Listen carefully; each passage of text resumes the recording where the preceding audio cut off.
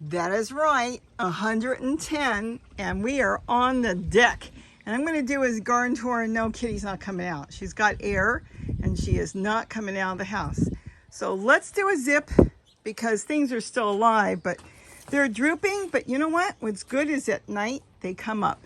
This is the deck, and this is what it looks like at 110. We've been about 100 all week, and they say it's not going to break until sometime, well, in a few more days. So we'll see what happens. But all in all, I mean, things are still going good. Look, coming up from the compost. You've seen this all year. This is pomegranate, and then there's some garlic chives. My strawberries are toast. The bucket got too dry. But look, I've got celery. I still got a kale. Isn't that something? Russian red kale. And it's doing good in the heat. Unbelievable. I don't remember what I planted down there. I'm not sure, but it might be Korean melon or cucumbers. I don't know. But you know, I mean, things are struggling, but things are doing good. Look at the tomatoes. The tomatoes are doing really good. I hope you can see it. I've been picking them.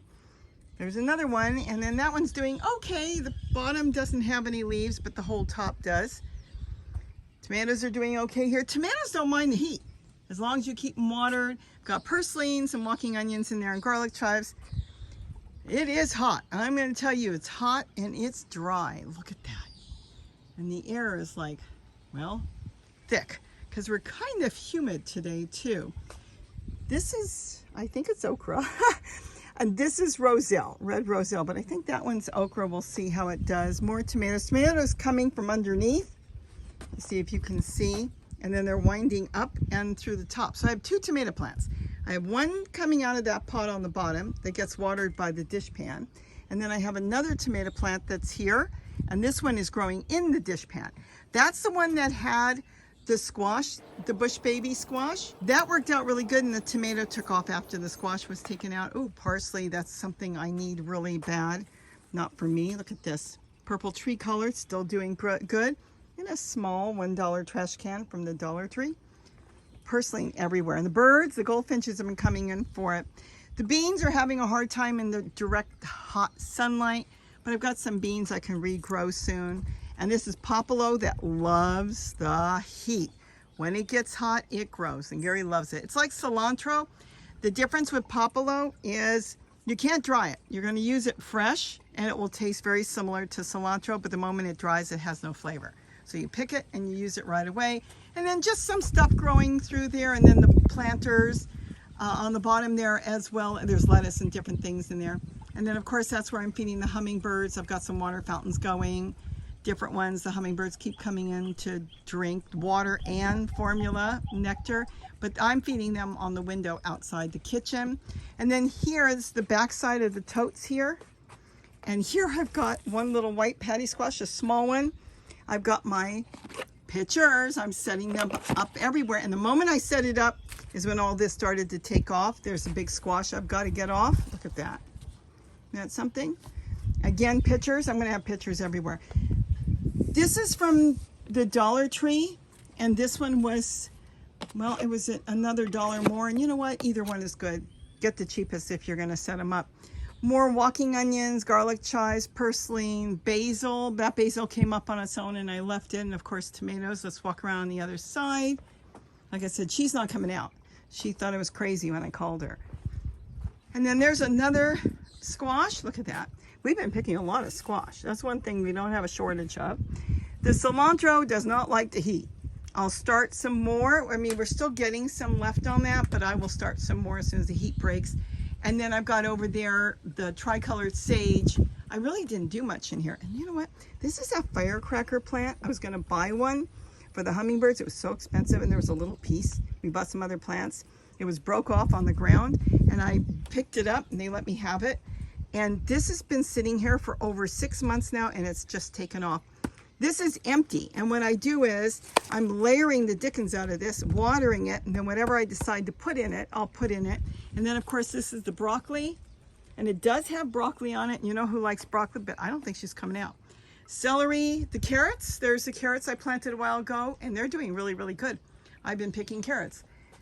Now this is, oh, I can't remember the name of it, but these are really tiny, tiny carrots. I can never pronounce it. Starts with a P. This has been here for 2 years and they just went to seed now. There's flowering actually, see? Now that's the perfect seed to collect. Why? Because something that didn't bolt too early is a good seed. If you have carrots and you plant them and they bolt immediately and you collect those seeds, there's a possibility the new plants that grow will bolt early. Those waited 2 years and that would be the perfect seed to collect. Then here I have more parsley I need. We'll show in a minute why. Lettuce that's going to seed. Then down here, same old, same old. There's some oregano over there and some mint, celery, garlic, chives. Really haven't planted anything. This is the parsley I've been picking. And this is lettuce and dill, and I've been keeping it covered with a flag. I can clip it on with clips, and that does help. Then over here, I've got lettuce that went to seed. I'll use some of it, whatever the birds don't use, I'll use. This is turmeric because I drop skin in there, and this is off of a skin.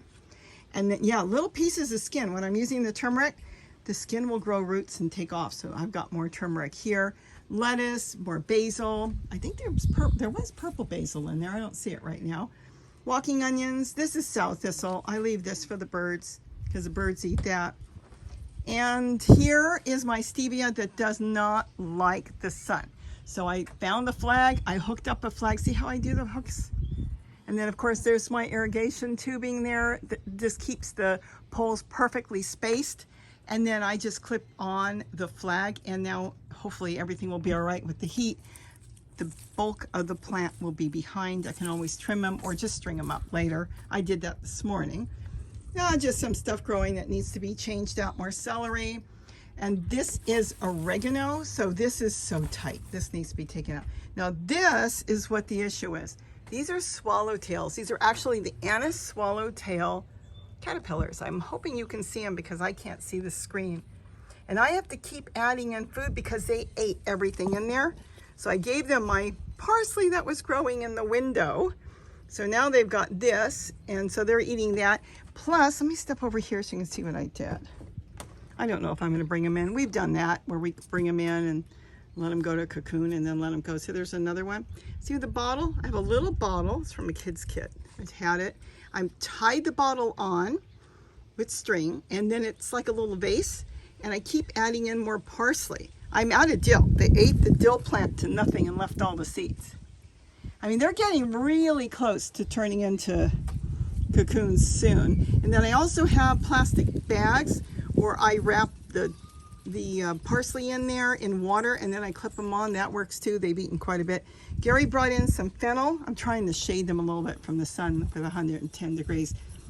They're not real crazy about fennel. They're supposed to be, but they really do like parsley. Number 1 is dill, and number 2 is parsley. They'll sometimes eat some celery, but they really don't care for it as much. But see them? See how they're hanging on? There's one there. I don't want to touch them. That's why I have a glove on the table. They smell. They don't bite, but they give off a smell, and if you get it on you, oh my goodness. It's hard to wash off, but they're just adorable. I think there's 6 or 7 in there now. I'm not 100% sure, but that's it. That's the deck. I just wanted to show you in the heat. At least I can stand under here. Oh, I started some seeds in here.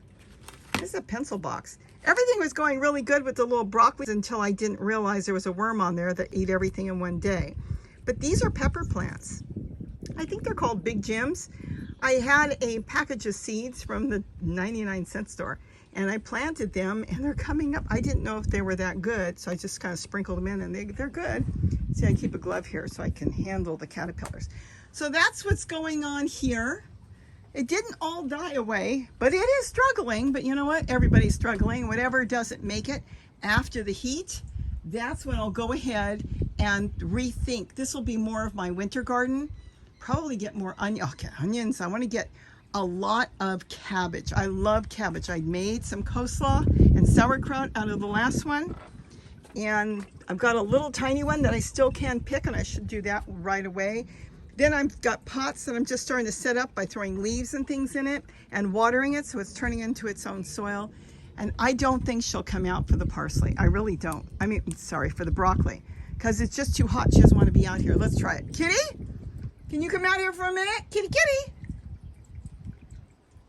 I don't think she's going to come. Kitty, kitty, kitty. I told you she's not coming out. No, I'll have to go in the house and bring it to her because she is not she's not stupid. You think she's going to come out in almost 110 degrees? Would you? Isn't that cute? I love my bottle fountain. If you want to see how to make these are so good. If you're having any issues, I can tell you how to slow the water down, which I had to do.